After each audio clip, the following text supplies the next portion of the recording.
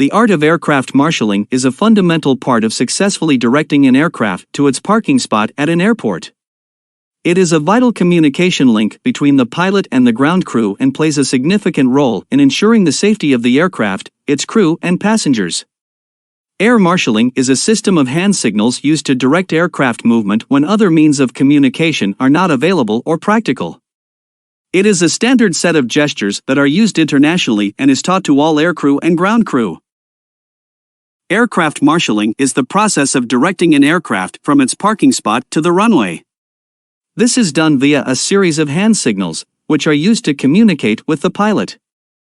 Though it may seem like a simple task, marshalling an aircraft requires a great deal of coordination and precision.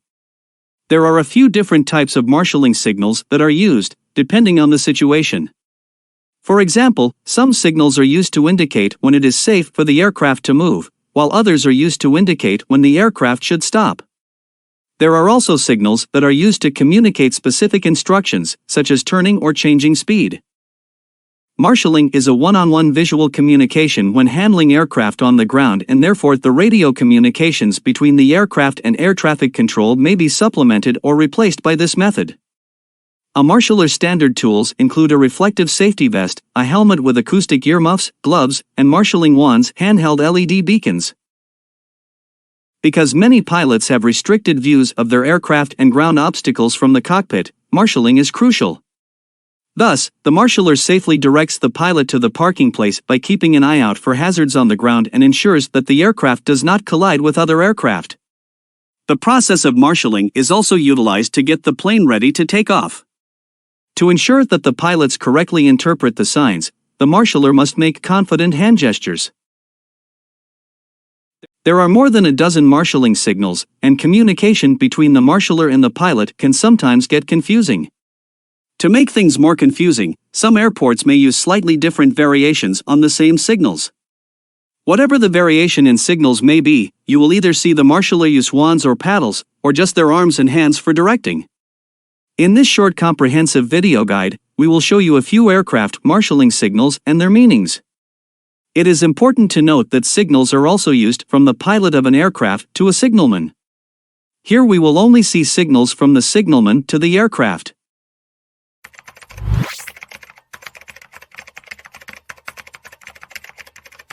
Identify gait. Raise fully extended arms straight above the head with wands pointing up. Straight ahead. Bend extended arms at elbows and move wands up and down from chest height to head. Turn left, from the pilot's point of view. With the right arm and wand extended at a 90-degree angle to the body, make the come ahead signal with the left hand. The rate of signal motion indicates pilot the rate of aircraft turn. Turn right, from the pilot's point of view. With the left arm and wand extended at a 90-degree angle to the body, make the come ahead signal with the right hand. The rate of signal motion indicates pilot the rate of aircraft turn. Normal stop. Fully extend arms and wands at a 90-degree angle to sides and slowly move to above head until wands cross. Set brakes. Raise hand just above shoulder height with an open palm. Ensuring eye contact with the flight crew, close hand into a fist. Do not move until receipt of thumbs up acknowledgement from the flight crew. Release brakes. Raise hand just above shoulder height with the hand closed in a fist. Ensuring eye contact with the flight crew, open palm. Do not move until receipt of thumbs up acknowledgement from the flight crew. Chocks inserted. With arms and wands fully extended above head, move wands inward in a jabbing motion until wands touch. Ensure acknowledgement is received from the flight crew. Chocks removed. With arms and wands fully extended above head, move wands outward in a jabbing motion. Do not remove chocks until authorized by the flight crew. Start engines. Raise right arm to head level with wand pointing up and start a circular motion with the hand. At the same time, with left arm raised above head level, point to the engine to be started. Cut engines. Extend arm with wand forward of the body at shoulder level, move hand and wand to top of left shoulder and draw wand to top of the right shoulder in a slicing motion across the throat. Slow down. Move extended arms downwards in a patting gesture, moving wands up and down from the waist to knees. Hold position, stand by. Fully extend arms and wands downwards at a 45-degree angle to sides. Hold position until the aircraft is clear for the next maneuver. Dispatch aircraft. Perform a standard salute with the right hand to dispatch the aircraft. Maintain eye contact with flight crew until aircraft has begun to taxi. Connect ground power. Hold arms fully extended above the head, open left hand horizontally and move fingertips of the right hand and touch open palm of the left hand, forming a T. At night, illuminated wands can also be used to form the T above the head. Disconnect ground power.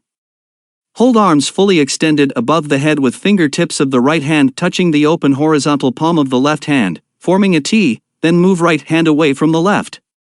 Do not disconnect power until authorized by the flight crew. At night, illuminated wands can also be used to form the T above the head. Affirmative, all clear. Raise right arm to head level with wand pointing up or display hand with thumbs up, left arm remains at the side by the knee. Negative, not clear. Hold right arm straight out at 90 degrees from shoulder and point wand down to the ground or display hand with thumbs down, left hand remains at side by the knee. Establish communication via interphone. Extend both arms at 90 degrees from the body and move hands to cup both ears. Open, close stairs. With the right arm at the side and the left arm raised above the head at a 45-degree angle, move the right arm in a sweeping motion towards the top of the left shoulder. This signal is intended mainly for aircraft with a set of integral stairs at the front. While writing about how to enter a career is quite simple, actually entering that profession may not be. To take on this profession, first you will need to graduate from high school, then pass an aircraft marshaling course to learn about civil aviation regulations, ramp safety requirements, aircraft marshaling signals, the type of vest needed, etc.